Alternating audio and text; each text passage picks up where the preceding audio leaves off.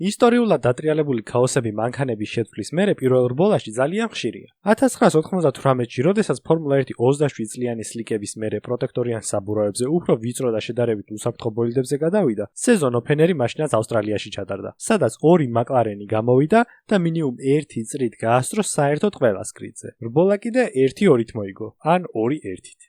გააჩნია როგორ შევხედავთ ამბავს. ერთადერთი ტიპი კიდე ვისაც მაკლარენზე რამის გაკეთება შეეძლო, ეს იყო მიხაელ შუმახერი, რომელიც მეხუთე წრეზე ძრავის აფეთქების გამო გამოეთიშა რბოლას. 22-დან კიდე რბოლა საერთოდ 9 მრბოლელმა დაასრულა. რამებს გავსებას ხო არ ხედავთ? 22 მრბოლელი, ახალი რეგულაციები. 2009 წლის დასაწყისით არ ყოფილა არანაკლები ბენგერი. შეცვლილი მანქანები, დაბრუნებული სლიკები, კერსი, დაბნეული გუნდები, არაერთი გამოთიშული პილოტი და ერთ ფუნტად გაყიდული გუნდის 1-2. მერე იყო 2017 წლის დასაწყისი. მოზრდილი მანქანები, რომლებმაც თანამედროვე ბოლიდების ზომაში ზრდის ტენდენცია დაიწყო. ამ მანქანებმა უამრავ ტრასაზე რეკორდები გააცამტვერეს და საინტერესო ბრძოლების გვაჩვენეს. მათი დებიუტიც ავსტრალიაში ალბერტ პარკზე შედგა. კარგი ფერარი, სწრაფი მერსედესი და იქვე მაქსი. რამეს ხო არ გახსენებთ? 2026 წლის სეზონის დაწყებას მართლა გილოცავთ. რადიკალურად შეცვლილი მანქანები პირველად საშეჯიბრო რეჟიმში ერთმანეთს საქართველოს დროით შაბათს დილის 8 საათზე შეხვდებიან. ამ ვიდეოს კიდევ მესამე პრაქტიკის და კვალიფიკაციის შორის მოგაწევთ. მოდი უცებ პატარა ან რამხელას გამოვა იმხელა პრევიუ გავაკეთოთ ავსტრალიის უქმეების. რა, როგორ და რანაირად იქნება კვალიფიკაციაში და რბოლაში. ფენტეზიც არ მაგდალაგებული და ეგეც ბარემ ერთად ვქნათ. სანამ ყველაფერს დავიწყებდეთ, თუ თქვენ ტელეფონში ყველა ქალაქის სადაც რბოლები ტარდება ამინდის პროგნოზი არ გაქვთ დამატებული, ჩვენ ერთმანეთს ვერ ვემეგობრებით. როგორ თუ არ ეუბნებით თქვენს ოჯახის წევრებს რა ამინდი იქნება ხვალ დილის 4 საათზე მელბურნში, არა უშავს. ამჯერად მე გეტყვით რომ წინასწარ დაგეგმილი ქაოსი მშრალ პირობებში ჩაივლის. ნუ ასე ვიცით პროგნოზის მიხედვით, თორე ავსტრალია ისეთ ადგილას არის, შეიძლება 1 საათში ქარიშხალი ტრიალებდეს, ხოლო მეორე საათში ვალტერი ბოტასის ამინდი იყოს. 21-24 გრადუსი იქნება ჰაერის ტემპერატურა.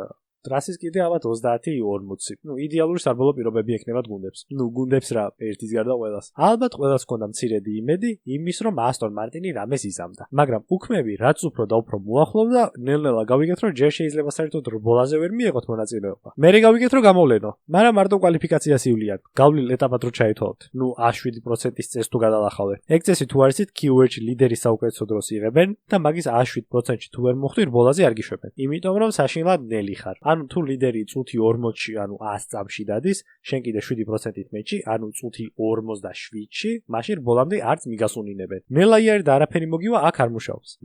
აქ კი არა, არსად არ მუშაობს. რამდენიც არის, იმდენით იარეთ ყველგან გთხოვთ. ახლა კიდე გავიგეთ რომ საერთოდ ნერვულ სისტემას უზიარებს ასტონ მარტინი ვიბრაციებით თავის პილოტებს და 15-25 წრიანი მაქსიმუმი რისი გაძლებაც შეუძლიათ. თქვენი არ ვიცი, მაგრამ ახალი გრაფიკები მაინტერესებდა მე ყველაზე მეტად.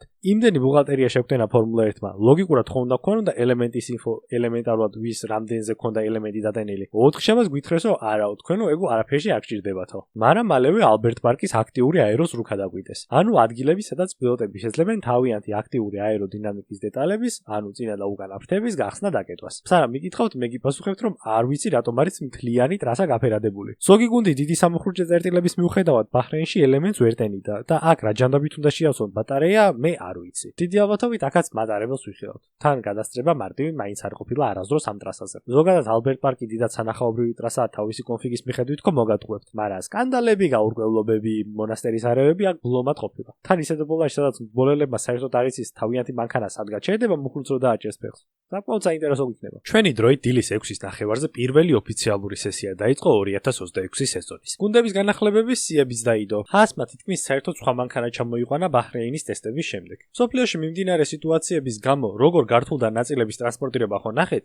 Ferraris და Racing Bulls დაგვიანებით რო ჩამოუვიდათ ამანათები. აი ჰას ეს პრობლემა არ ქონია. რატომ? იმიტომ რომ დედამიწა მრგვალია და ამერიკიდან ავსტრალიამდე მისასვლელად ევრაზიის გავლა საჭირო საერთოდ არაა. დილით გავიღვიძე, ინტრო ვნახე, კიმის დავცინე, ავდექი და წავედი მეთქი რამეს მოვიტან, თავი რო გავირთო ყურების დროს. ოთახში შემოვდივარ და მაკლარენი მოღოღავს. ოსკარ პიასტრი კიდე რადიოში იზაღის, რომ ძალა არ აქვს. კაი, დავდე ეს ჩემი სახრამუნოები, ჩაი მოვსვი და უცებ ხედავ გაჩერებულ არვიდ ლიბლადს. 3 წუთი იყო ხალხო გასული პრაქტიკის დაწყებიდან. მერე ლანდომ დაიწყო კოლოსზე წუწუნი. ამას კიდე ჰონდას განცხადება მოეწია. ალონსოს მანქანაზე ძრავის პრობლემა ვიპოვეთ და დღეს ამ სესიაზე ვერ გამოვაო. ერთადერთი ნათელი წერტილი იყო ის, რომ პრაქტიკაზე კედელში არავინ არ შესულა. სხვათა შორის Mercedes-ის ძრავიანი მანქანებიც არ გამოიყურებოდნენ ისე როგორც ვეოდით რომ იქნებოდნენ. Mercedes-ი არა უყოდ. Alpine და Williams-ი წყალწაღებულები იყვნენ. McLaren-ს პრობლემები კი ეთყობოდა, მაგრამ მაინც გაჩავდნენ. აი Mercedes-ი კიდე დუმდა. ოღონდ საეჭვო დუმდა. ძალიან კი ცდილობენ რომ თავიანთი ტემპი დამალონ, მაგრამ ტელემეტრიას მაინც ვერ ემალებიან. შეუძლებელია ყველაზე ადრე ამოხურჯებდნენ და ყველაზე გვიან ჩქარდებოდნენ. მეორე სექტორის დასაწყისში ჯორჯს დაავიწყდა ეთყობა რომ აიმუნობდნენ და ისე ჩააჭირა Ferrari-სგან და Red Bull-სგან განსხვავებით, საერთოდ ყველაფერი გავიგეთ. მე და შარლი ძალიან ხშირად ერთმანეთს არ ვეთანხმებით ხოლმე, მაგრამ აი ამჯერად ერთ ფრონტზე ვიბრძვით. საბოლოო სიმულაციები ჩვენზე კარგი აქვთ Mercedes-ებსო. აი ცოტა ბენზინი რო ექნებათ და კვალიფიკაციაზე გამოლენ, მან საერთოდ არ ვიცით რა სისამენო. ვიცით ჩავ, ძალიან კარგად ვიცით. გზაში ასტონმა მოგვაწია რომ ალონსოს პრობლემები სტროლის მანქანაზეც უპოვიათ. წყალწაღებულს ქვა აღმართში რომ მიეწევა, ხო იცით? ამასნოს ქვაც გაასწრებს. იმიტომ რომ ვერც დადიან. პირველ ვაჟისზე სტროლმა პერესთან წააგო 26 წამი. 21 ადგილთან წააგო 26 წამი. ასტონმა პროგრესს ჩამორჩენილები რო იყვნენ 2025 წლის ნოემბერში Honda-ს ქარხანაში სტუმრობის მერე გაიგეს. Honda-სთან კონტრაქტი როდის გააფორმეს გახსოვთ? 2023 წლის ივნისში. 2 წელიწად ნახევარი Honda თურმე ასტონს ატყუებდა რომ ყველაფერი კარგად მიდიოდა. არანაირი ომი არ არის ბასინგსეში.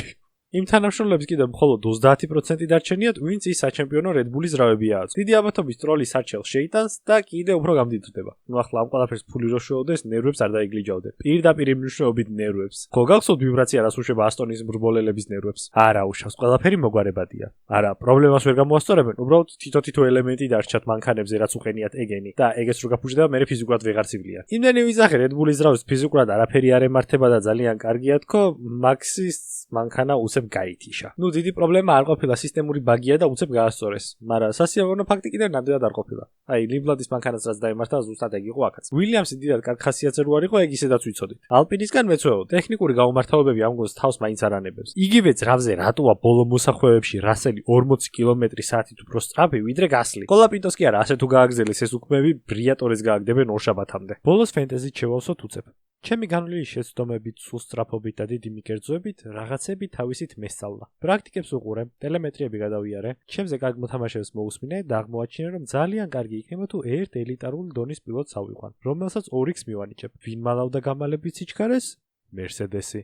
ვინ მოიგებს რბოლას? Russell-ი. ძალიან მარტივი 27.5 მილიონი. ჯორჯს მეორე პილოტი ხო სჭირდება? აი ესეთი პოულს რო აიღებს. თან რბოლაში წესით თავს არ შეირწყვენს. შალია ჩასასმელი აუცილებლად. შუა წელში რბოლას რაც შეეხება, ჰაასის განახლებებისა და ჩემი საყვარელი ესტებან ოკონის იმედი მაქვს. თან 100,000-ით უფრო იაფიღეს ოლიზე. შემდეგი ევა მაკფინის ფანბოი, რომელიც ძალიან დაგვინებული ჩანდა პრაქტიკებზე. მანქანა კი ხრება ხანდახან, მაგრამ რაღაცნაირად მეძახის ლიამი რო ჩავსვა. ბოლოს კიდე კოლაპინტოს და ბორტოლეტოს შორის ვიყავი. პრაქტიკებმა აუდისკენ უფრო გადამწია ვიდრე ალპინისკენ. ასე რომ პილოტების ხუთეულს გაბი ჩახურავს. კონსტრუქტორებში საკმარისად ვიჭყლით ტვინი, მაგრამ ბოლოს მაინც გადავწყვიტე, რომ ლუისი და შარლი ერთად უფრო დიდი ძალაა, ვიდრე ჯორჯი და კიმ. მეორე გუნდის არჩევისას კიდე ან კადილაკი უნდა ამეღო ან Racing Bulls-ი. მე როგორც უშაქრო სასმელების მოტრფიალი ადამიანი, Racing Bulls-ი ავიღე. არ ვიცი რა იქნება, არ ვიცი როგორ იქნება, ავდგეთ და ვუყუროთ. ჯერ კვალის, მერე რბოლას. აბა ჰეთ, აბა ჰოთ.